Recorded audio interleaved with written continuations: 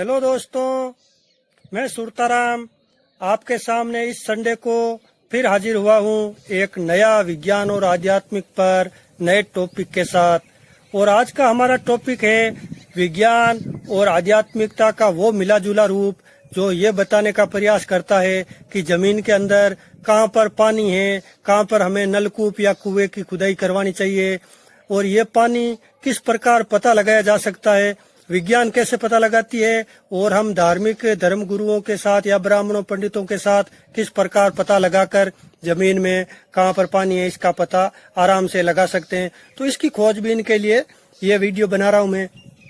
और जैसा कि आपको पता है कि इस जो ट्यूबवेल खुदवाते हैं इसके आधार पर एक प्राचीन लघुदंत कथा भी प्रचलित है कि भाई ये कोई ब्राह्मण था जिसको बुलाया गया था कि भाई हमारे यहाँ पर ये कोई चौधरी था, उसने बुलाया कि भाई ये कोई नलकूप खुदवाना या ट्यूबवेल कहते हैं जिसको, तो ट्यूबवेल खुदवाने के लिए मुझे वो जगह बताइए जहाँ पर पानी है।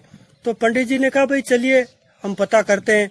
तो उन्होंने वो नारियल वाली विधि अपनाई और कुछ चिन्ह लगा दिए खेत के अंदर, भाई यहाँ पर पानी है। तो इस तरह उन्होंने तो चिन्हित कर दिया। तब तक दोपहर हो गई थी, तो चौधरी ने कहा भाई चलो पंडित जी भोजन वजन कर लो, घर पर चलते हैं।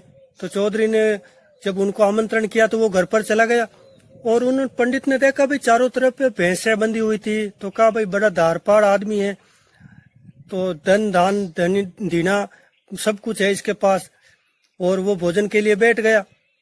तो चौधरी ने सोचा भाई इसका एक परीक्षा ली जाए कि वे वाकई में ये कितना जानकार है।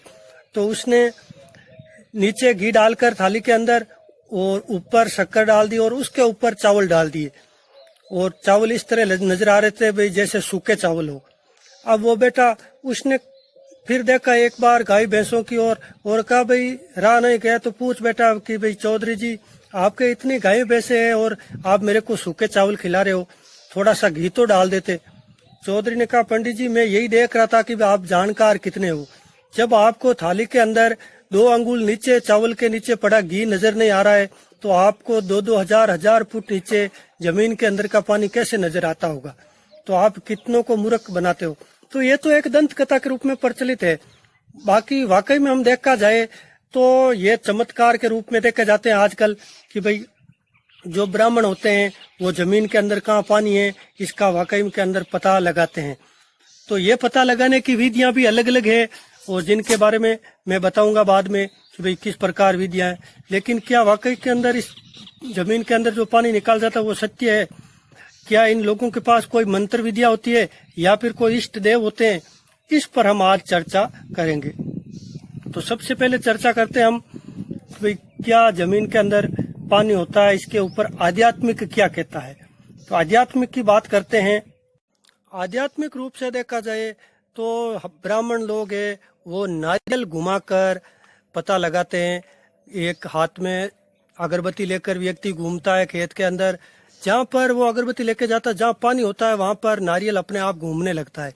और ये प्रक्रिया हमने तो देखी है, मेरी ट्यूबवेल खुदवाई तब मैंने भी देखी, लेकिन इसकी जांच पड़ताल करने के लिए वो न्यूज वाले हैं उन्होंने भी बहुत सारी खोजबीन की और उन्होंने पता लगाया कि भाई जैसे देखते हैं तो उन्होंने देखा भाई कि भाई नारियल घुमाने के लिए जो पंडित होते हैं वो अलग अलग प्रकार से मंत्र पढ़ते हैं और अगरबत्ती लेकर, और इस प्रकार ये न्यूज इंडिया 18 ने जो खोजबीन की थी उसके अंदर देखा गया कि भाई एक व्यक्ति है वो नारियल पर बैठता है और दूसरा व्यक्ति है वो खेत के अंदर घूमता है अगरबत्ती लेकर। जहाँ पानी होता है वहां पर ये व्यक्ति अपने आप ही नारियल पर बैठने वाले व्यक्ति घूमते रहते हैं।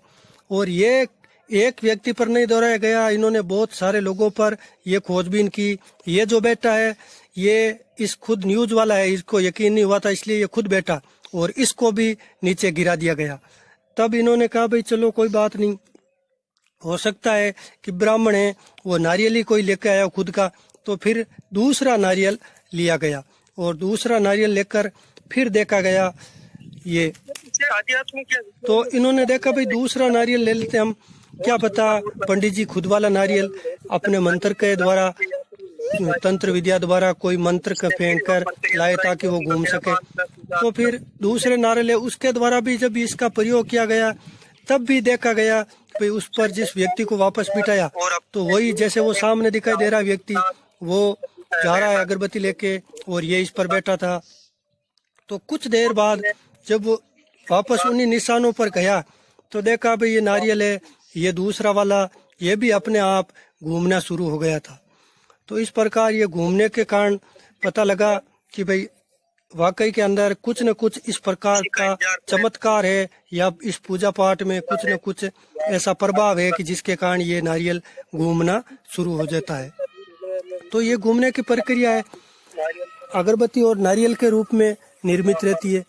अब देखने में आया भाई कि हो सकता है कि भाई ये प्रक्रिया केवल व्यक्ति है वो हाथ से घुमा रहा हो, पकड़ रहा हो लगातार एक तरफ घूमने के कारण जब ये घूमना शुरू हो जाता तो इसके हाथ से कारण घूमता है। तो इसका निराकरण करने के लिए इन्होंने दूसरे तरीके भी अपनाए और इन्होंने देखा भाई कि हो सकता है केवल हिंदू धर्म पर ही ये लागू होता है।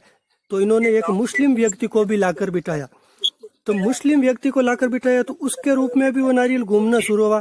तो इसका मतलब ये हुआ कि ये नारियल है ये किसी धर्म को नहीं देखता है, ये केवल जमीन के अंदर कहाँ पर पानी है उस विद्या को ही दिखाता है। इसलिए ये एक विशेष धर्म पर भी लागू नहीं होने वाली प्रक्रिया है। तो अब इन्होंने देखा भाई कि हाथ से पकड़ने के कारण वो घुमाता है तो इन्होंने दूसरा तरीका आजमाया। व्यक्ति का हाथ है ऊपर धागे से बांध दिया गया, फिर नारियल पर बिठाया, लेकिन प्रक्रिया सेम, फिर भी नारियल जोर जोर से घूमता हुआ नजर आया। तब इन्होंने माना कि भाई वाकई के अंदर ये नारियल है वो बिना हाथ के भी घूमता है। तो इस कारण और ये सारी प्रक्रिया जब वापस दूसरे दिन लोगों ने न्यूज वालों ने जो भू सर्वेक्षण होता है उनके पास गए और कहा भाई आप मशीनों के द्वारा जांच कीजिए कि जहाँ पर ये नारियल के द्वारा निशान लगाए गए वहाँ पर पानी है या नहीं है, आपकी ये मशीनें क्या बताती है। तब इन्होंने मशीनों से जब चेकिंग की तब वो मशीनें हैं वो भी उसी प्रकार जमीन के अंदर कहाँ पर पानी है वो उन्होंने बताया। और देखा भाई जहाँ पर चिन्ह किया गया था पंडित जी द्वारा वहाँ पर सेम चिन्हों पर उन्होंने भी ये जांच सर्वेक्षण एजेंसियों ने कहा भाई यहाँ पर वाकई के अंदर जमीन में पानी है। और इन्होंने एक पूरी रिपोर्ट बनाकर दी थी कि भाई जहाँ पर नारियल घुमा वहाँ पर पानी है। अब ये मशीन के द्वारा चेक करके भी देखा गया और नारियल के द्वारा भी देखा गया, दोनों दिशाओं में यहाँ पर पानी की संभावना व्यक्त की गई। दूसरे प्रकार की जो विज्ञान की तकनीकें देखी जाए तो वो है कॉपर के तार द्वारा। कॉपर के तार को लेकर जब घूमते हैं तो विज्ञान ये कहता है कि जमीन के अंदर जहाँ धातुएं होती है और पानी होता है तो उन धातु जो हाथ में लेकर कॉपर धातु है और जमीन के अंदर जो कैल्शियम है, इस प्रकार जो आइंस्टीन है इन्होंने भी सबसे पहले इसको दिखाया था। तो इस प्रकार इन्होंने नारियल के द्वारा और तारों के द्वारा ये खोज की। नारियल को जब हाथ में लेकर घूमते हैं तो जहाँ पानी होता है नारियल अपने आप ऊपर की दिशा में मुंह कर लेता है। इस प्रकार नारियल का ऊपर उठना भी ये बताता है कि ये यहाँ पर पानी है। तो जैसे इसने नारियल के द्वारा प्रयोग किया। दूसरा प्रयोग किया गया वो तारों के द्वारा भी किया गया। तो ये नारियल प्रयोग है, इसके लिए आपको वो जट्टा वाला नारियल लेना पड़ता है और ये एक प्रकार की लकड़ी के द्वारा भी किया गया था।